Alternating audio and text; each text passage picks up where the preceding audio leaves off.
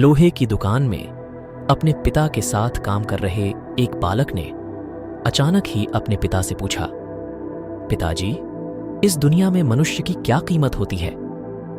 पिताजी एक छोटे से बच्चे से ऐसा गंभीर सवाल सुनकर हैरान रह गए।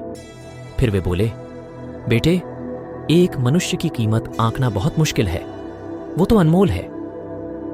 बालक, क्या सभी उतना ही कीमती और महत्वपूर्ण है?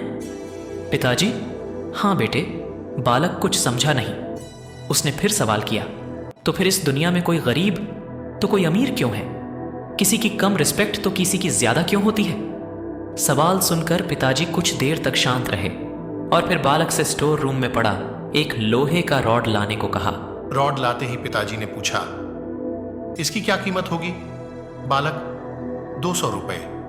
पिताजी, अगर मैं इसके बहुत से छोटे छोटे कील बना दूं तो इसकी क्या कीमत हो जाएगी? बालक कुछ देर सोचकर बोला, तब तो ये और महंगा बिकेगा, लगभग 1000 रुपये का। पिताजी, अगर मैं इस लोहे से घड़ी के बहुत सारे स्प्रिंग बना दूं तो?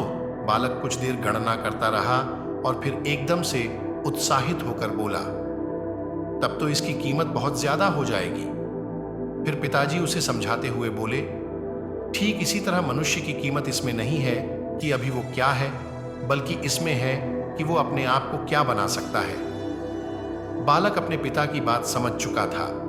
फ्रेंड्स, अक्सर हम अपनी सही कीमत आंकने में गलती कर देते हैं।